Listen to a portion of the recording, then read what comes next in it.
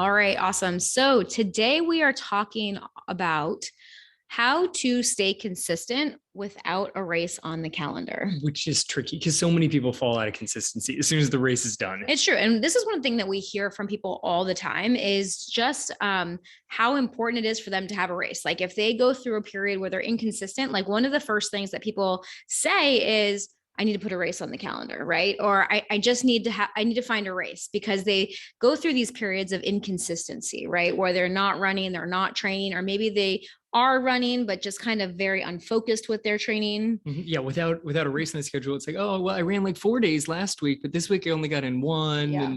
And I would hire a coach, but I don't even have a race on the schedule. We hear that a lot. Yeah. Like I'd hire a coach, but I don't have a race on the schedule. So what would I need a coach for? Right. Or like we've even had people that have come and joined our training program and they train for a race and then they're like, okay, well, I don't have another race on the calendar, so I don't really need to pay for a coach. And I understand all of that, right? Totally. Like there's a definite push towards, if you are a runner that races, you want to always have something on the calendar, right? Like because there, I think, are two different kinds of runners out there. There are runners that like to race, and then there are runners that really don't race at all. And most runners actually don't race at all. Like most people that run don't do races.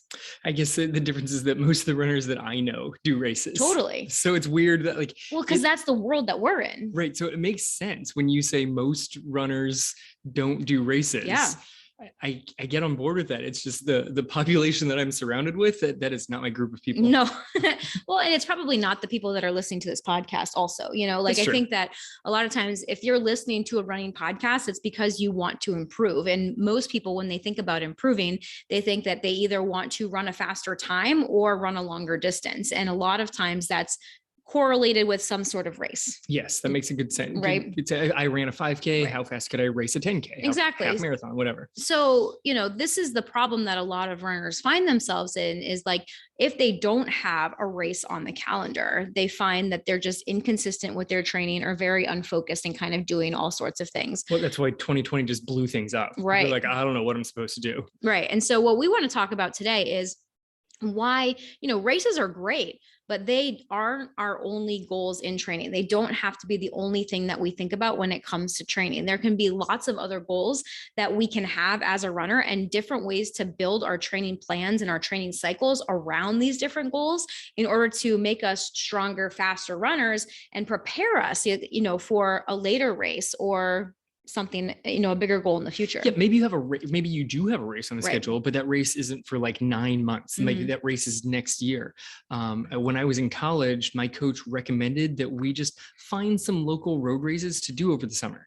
Not for anything, not for like, oh, you have to make sure you knock out a 5K and hit it in this time. He just wanted us to be like racing on a regular thing, just because it's exciting. You kind of feel that crowd, that energy. So just rather than get out of the rhythm of racing, he just kind of enjoyed putting that in training thing, because otherwise a lot of the like summer training that I was doing in college is just a lot of boring miles. Yeah, for sure.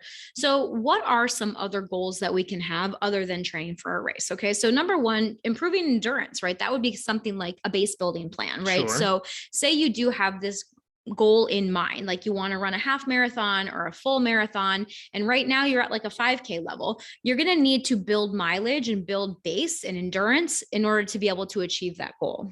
Yeah. And I mean, some people that is their pure goal. Yeah. I currently run 15 miles a week. I would like to be able to run 20 miles a week. Mm-hmm.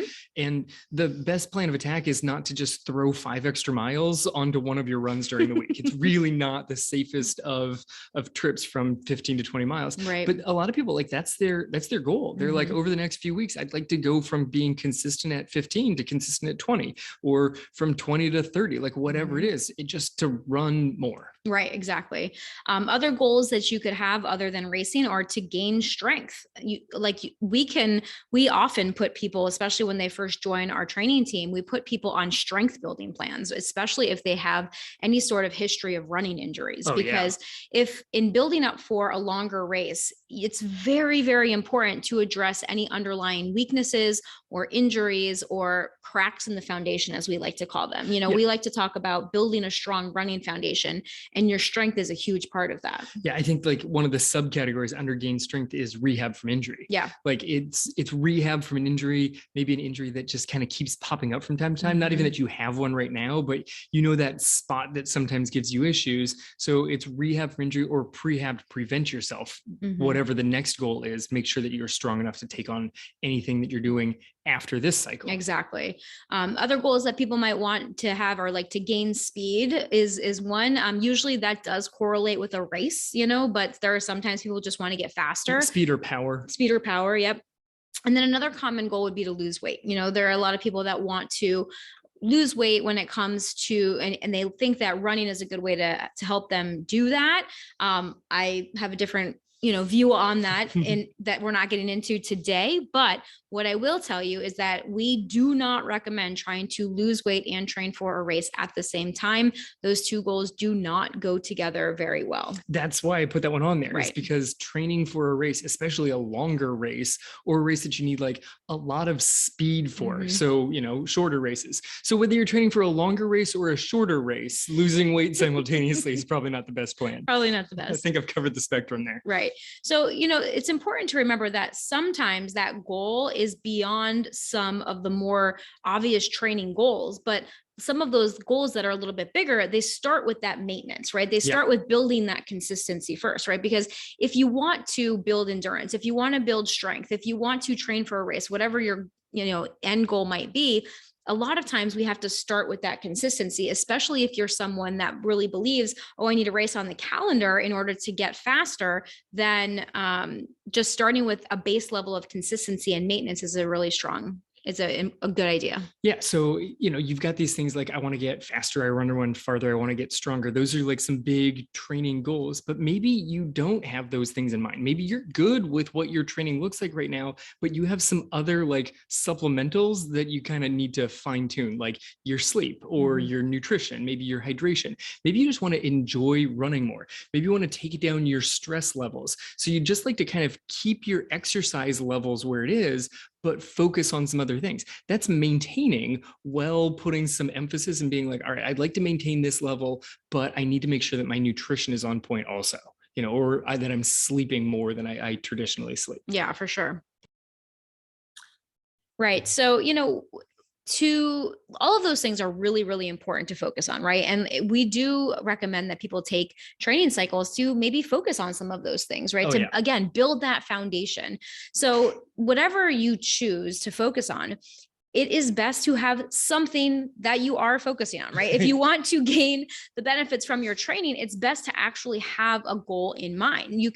It can be something other than a race, like we just talked about, right? It can be strength, it could be nutrition, it could be, all these different things, but what is that actual goal? So when you choose that goal, after you figure that out, you can then mix in a wide variety of workouts, which will help you improve because you're being a lot more consistent. Right. So instead of like throwing just a bunch of random workouts at the wall and hoping that you'll improve, like you will, if you continuously throw a wide variety of workouts, you kind of touch on different speeds and different endurances, you will gradually improve. But if you have a specific goal in mind, I'd like to get faster, I'd like to run further. If you have a specific thing, you can kind of tailor your training towards that specific goal. Like you said, if you have something to focus on, then it actually gives you some direction. Like a lot of times when people get into training for a race, they've got a race plan. It's all laid out in front of them. Like I hit all my workouts and I'm good. I get from point A where I am, I get to point B, the starting line. Well, and that's why people love training for races. Of course. Yeah.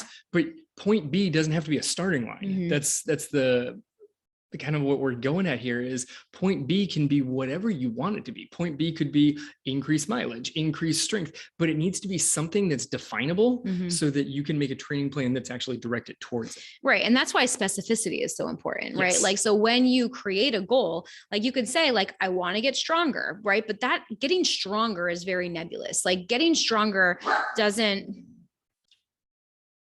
And the problem with the nebulous goals is that you're not really sure when you get there, right? So if your goal is to get stronger, how do you actually know if you get there? How do you know if you're actually stronger? And that's why specificity is so important. When you have a specific goal in mind, then you actually know, right? So say you start your training cycle and you're like, I want to get stronger this training cycle, right? So in order to do that, I'm going to strength train 3 times per week. I'm going to run 3 times per week. The goal here is to build strength, right? It's always important for you to find that starting point of where you are right now, right? So how much can I lift currently? So choose a movement, right? A squat, a deadlift, whatever that movement might be. Maybe like three major Three movements. major movements. Yeah. I mean, I'm just going to give one example, but Yep. yeah, that would be a much more comprehensive way to do it. Is choosing some movements and kind of seeing, okay, where am I now with this movement? Like, how much am I able to lift? If you like to lift weights, how many reps am I able to do? Like, if I am working on like my core and my hip strength, right? For a plank, how long can I hold a plank position? Mhm. How many push-ups can I do, right? Have some sort of specific way to measure your strength, whether that's the weight or the repetitions or whatever it might be.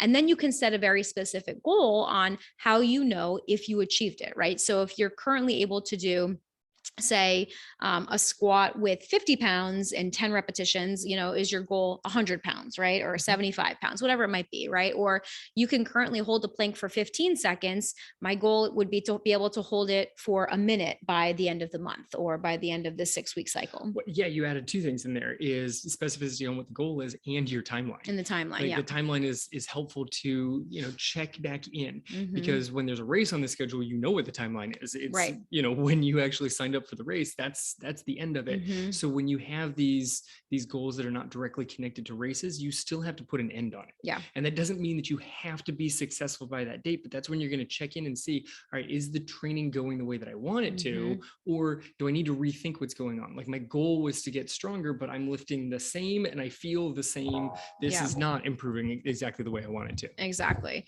So once you get that goal in mind, once you focus on that outcome that you want, that goal, now your first step is to determine what you will need to do to be able to reach that goal. Okay. So we like to think of the goal, like, especially like bigger goals, as kind of the lighthouse in the distance. They're the things that direct us, they're the things that we know that we're moving toward. That's why goals are so important. Races are, like we covered already, your goals can be something outside of racing, but you still need to have a clear goal defined so that you know which direction you're moving. And then what you do is you kind of take a step back and you're like, okay, that's my goal. Here's where I am now. Now, what are the steps that I need to actually get me to my goal? Right. And then it depends on what that goal is. Like, Mhm. is it endurance? Is it speed? Is it strength? Like those are your big three inside of like the classic training plans. We talked about some of the other ones like sleep and nutrition, but your big three, like, right, if you want to increase endurance, you're going to have to stretch out the length of your runs. Mhm. If you want to get faster, you're going to have to add, if you're not currently doing speed, you need to put some speed in. If Right. maybe you have a speed session, are they as fast as they're supposed to be? Are you doing all of them at like a sprint speed and nothing's that like more moderate speed, because Mhm. you're missing something on the plan? Maybe you're focusing on strength. You want to put an extra strength rate into your training week, like however it is. Mhm. If you've got them all on your plan already, you're like, no, I have all these things in my plan. It's great. Okay, but are you consistent with them? Is there one thing that you're always missing? Because if you're trying to improve endurance, skipping the long run every other week is not going to help you. Mhm. If you're trying to improve strength and you're like, yeah, but maybe not today. No, it has to be today Yeah. if that's your focus. Yeah, for sure.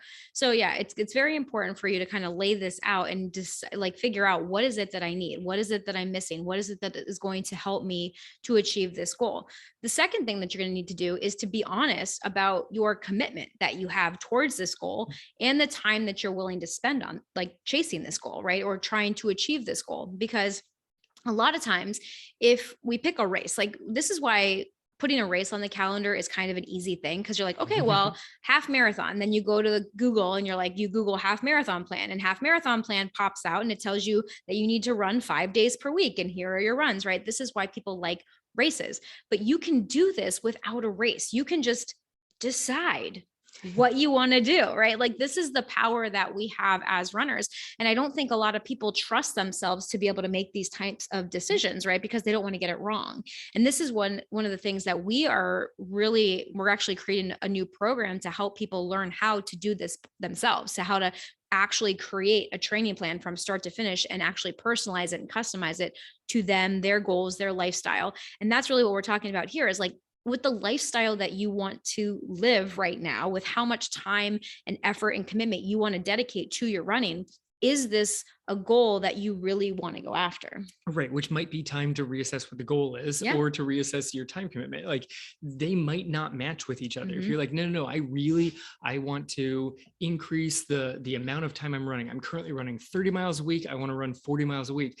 But then you look at your schedule and you're like, I don't know where I'm going to put 10 extra miles in. Mm-hmm. Like if you don't have the time that you're willing to use to reach that goal, then that might not be the goal for you, because it's actually not that important, because there's time in the week. There's Mm-hmm. hours in the week. You just have to take something else away and turn it into more running, if that's what your goal is. Right, exactly. So like you're saying, when you kind of figure out how, like, what you need to do in order to achieve this goal, then you really have to just start putting it out onto a calendar, right? Yes. Like whether that's in an app or whether that's a paper calendar, depending on however you like to do it. Like you have to figure out, like, how many days per week do I need to run? How many days per week do I need to strength train? Am I willing to do all of these types of things, right? And then you kind of create this plan, this skeleton, and that will help to make sure that you're focused on that goal. But then you also have to think about, like, these other important areas that, right, Yes. that often don't go on the calendar, right? Like there are certain things that we tend to put on the calendar and like see in black and white, Like a number of how many right? miles each day. Miles, right? Or this strength workout or Yep. this thing, right?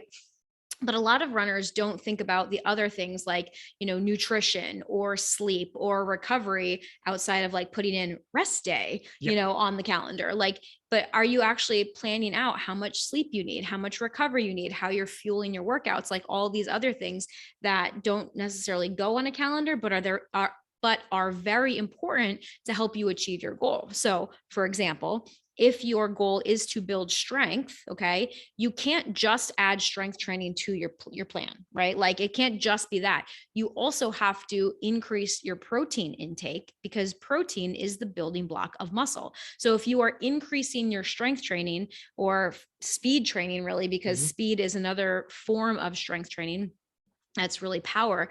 But either way, by increasing your protein intake nutritionally, you're actually improving your body's ability to build muscle, which is going to increase the likelihood that you're going to achieve that goal. Excellent. And one of the other examples, things that people like miss out on this of, all right, well, I want to get faster. I want to run further. So I need to put in this, speed session. And that speed workout takes a little bit longer than not doing a speed session, because there's like recoveries built in. It's a longer workout than Yeah. just going out for whatever the miles is. Or I want to increase endurance. So now my run is going to be 15 minutes longer, 20 minutes longer, but I don't want to lose any sleep.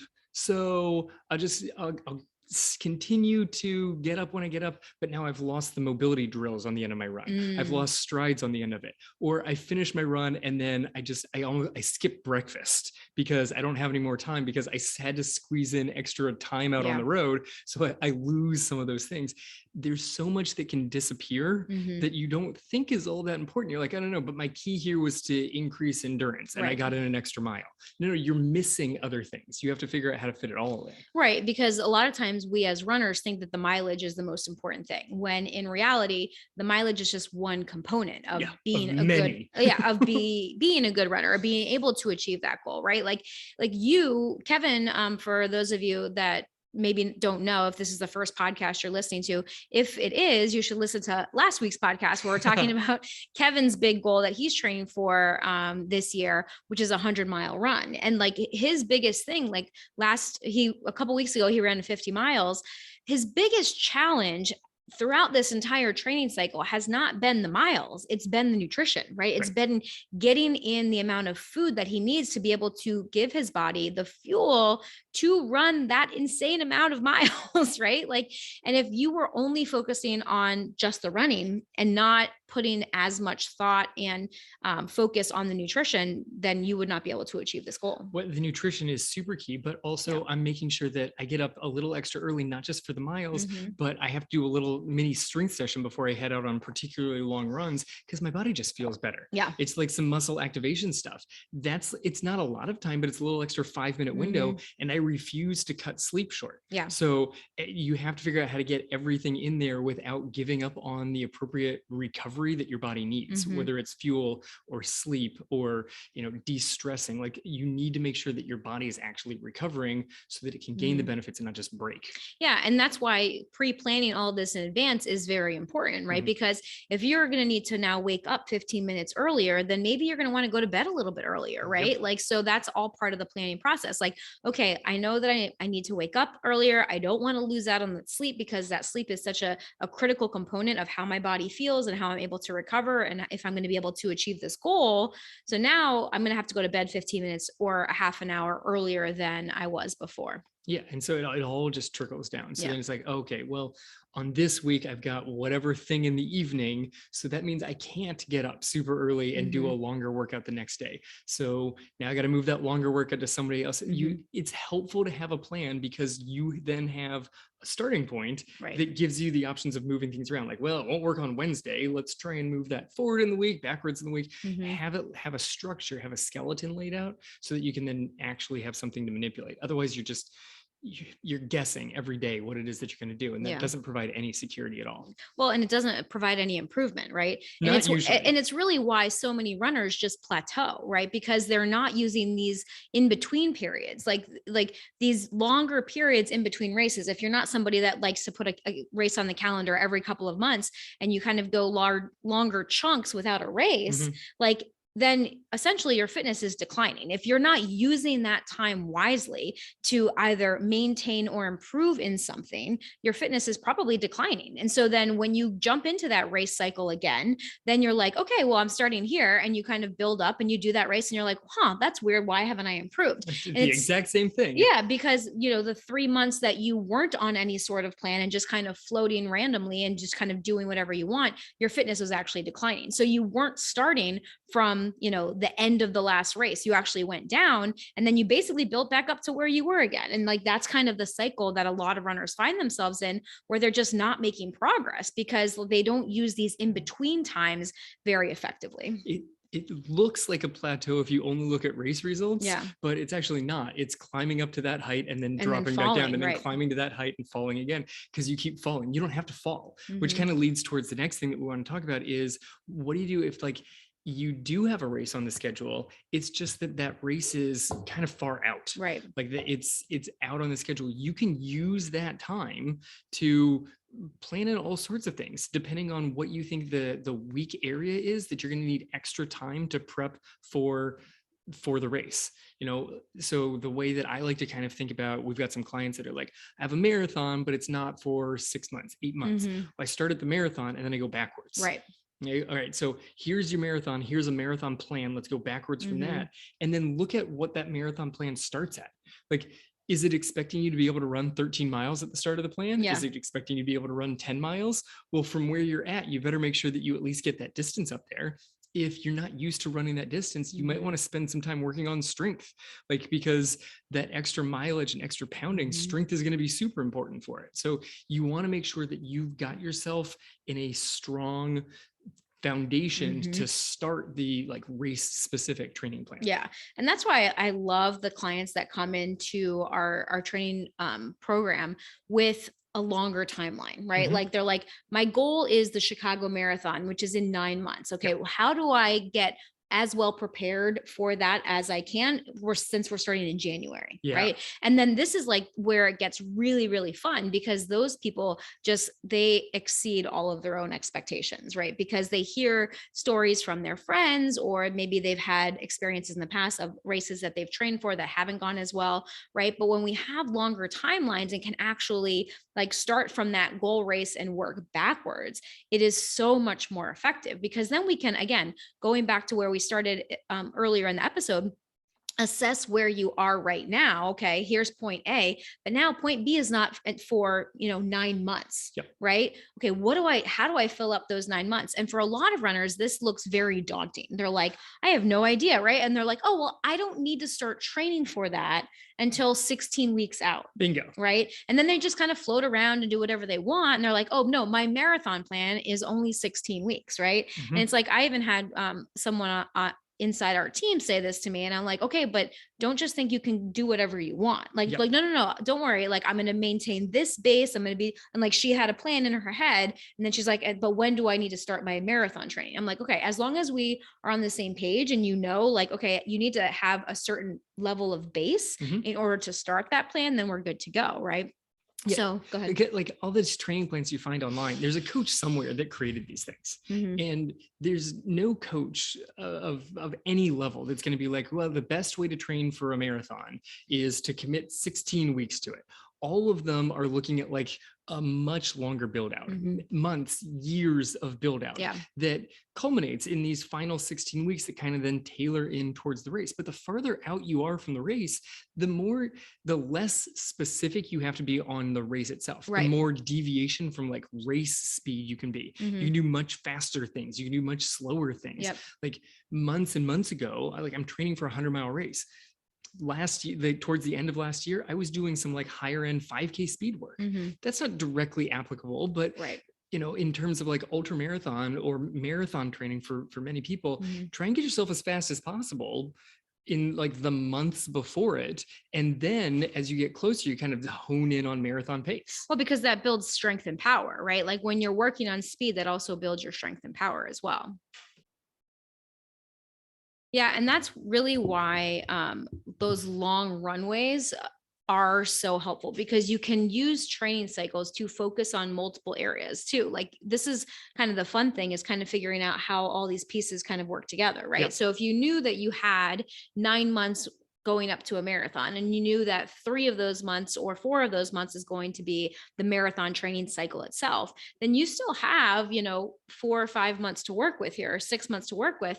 Okay, what do we want to do with those months? Do we want to build some endurance? Or do we want to base build? Like, where are you now? Are you at a 5K level or a half marathon level, right? There's a big difference between those two starting points, right? So if you're currently able to run a 5K and the goal is a marathon, you're going to really need to focus on building base mileage to get to that half marathon point so that you can successfully start your marathon training plan, right? There's a lot of marathon plans that start around 13 miles. Yeah, exactly. So you might want to do one cycle, where you build strength, right? So you're really focused on strengthening and really building that foundation so that when you start to increase your mileage, your body's able to tolerate it, right? Because anytime you increase the training load on the body, your body needs to be strong enough to tolerate that load. And if it's not strong enough to tolerate it, that's where running injuries come in. And this is why so many runners end up injured, because they start training and start increasing their load and their body's just not ready to handle it, right? And a lot of people think it's only because they're ramping up their mileage too quickly. And that's just not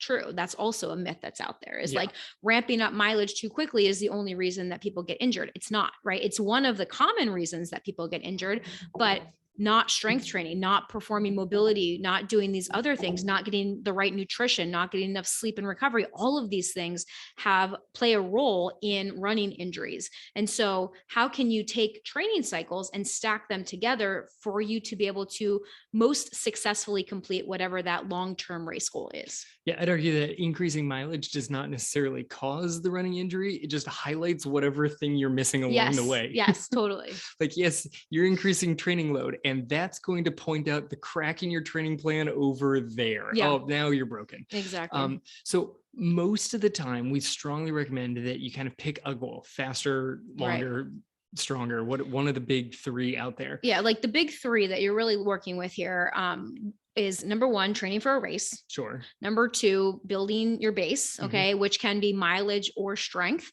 And number 3 is maintenance, right? Like those are really the 3 main focuses that you can have for any training cycle. So when we talk about base building, that can mean strength or mileage or both. And that's really what we want to talk about right now. Right, that combo of both. So often we say that you can build strength or you can build endurance, but we don't usually recommend them going at the same time. Right. If you're trying to gradually, over a long runway in front of you, increase your mileage so that you're up to the double digits, so you can like start a marathon training plan or something to that effect, you can focus on increasing strength Well, very slowly, gradually increasing your mileage, Yeah. especially the long run, so that you can build that thing up, knowing that because you're putting your effort and your focus on increasing your strength, you might not feel great on all of your long runs, but the goal is to not, hit your long runs feeling fresh. The goal is to be able to be out there for a good amount of time and focus on that strength so you're not getting hurt as you very gradually increase it. There's so many marathon training plans out there that are like, all right, you're at 13 this week, then 14 the next, and 15 the next, and 16 the next. If you've got a longer runway, you can be like, all right, you're at 6 this week. Cool. Now 7. And now maybe back to 6. And then try 8. And then maybe back to 6. Like, you don't have to just every single week keep tacking on mileage, especially if you're also focusing on increasing your strength. Right. You can do it in a much more gradual manner. Yeah. And that's really beneficial. But this is what, again, where a lot of runners kind of get into trouble, is that they kind of do whatever they want. Maybe they do some strength training, maybe they do some running, maybe they do some cardio, cross training or other cardio. And then they download a plan from the internet, and that gives them, running 5 days a week and strength training 2 or 3 times a week. And they haven't really been doing any of that, or they've been doing it, but very inconsistently. Yep. And then all of a sudden they are trying to build strength, build endurance, and train for a race all at the same time. Right. Yep. And a lot of times they're not as focused on nutrition, which is why people always talk about how hungry they are during marathon training. And if you just try to layer on losing weight on top of that and trying to like cut calories, that's just a huge recipe for disaster. That's like a whole hurricane of running injuries ready to just explode everywhere. I don't know how hurricanes explode. An exploding hurricane of injuries sounds awful. And I don't want to know what the alarm on my phone is of the hurricane of running injuries coming out. I was alert.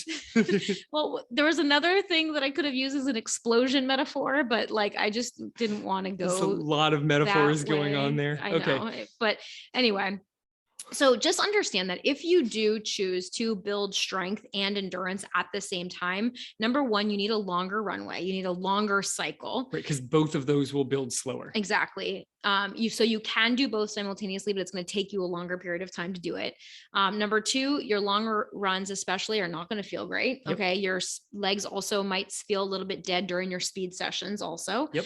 And then number three, you are putting yourself at a higher risk of injury. Okay. The longer your training cycle in your runway is, the less risk of injury it is. But when you're trying to do both simultaneously, you are also increasing your risk. Right. So if you have a long enough timeline, you really could stack these. You could do a strength thing where your mileage is pretty consistent, and then you could maintain the strength and then increase endurance after that, or flip them. You could increase your endurance and then maintain that, and then up your strengthening on there. Right. And that's really the benefit of having these separate training cycles that each have a very specific focus to them, and being able to take those cycles and stack them up for those longer term goals. Yes, it keeps away the hurricane of injury cycles. Hurricane of injury cycles. Hurricane of injury cycles. Right. So hopefully you guys understand, kind of what we're talking about here when it comes to how to train without having a race on the calendar, or without having an imminent race on the calendar, right? Like, it's very important for us to have some sort of goal to our training cycle. And we at Real Life Runners, we really like 90-day training cycles. That's typically how we recommend that people kind of structure their training. And of course, you can modify that, like maybe people want to do a strength building month, like they want to just focus on strength training for a month or 6 weeks or 8 weeks, right? And then jump into a training cycle. Yep. So it just depends on like what your calendar looks like, but it is very important for you to have that singular focus of each cycle. And then by stacking those training cycles on top of each other, you can get to bigger goals. That's how you stop plateauing, and you actually keep making progress. There's no the plateau. You instead of going up and then back down and then up and back down, right, you actually just keep a gradual incline, and you reach goals that you never thought possible. Exactly.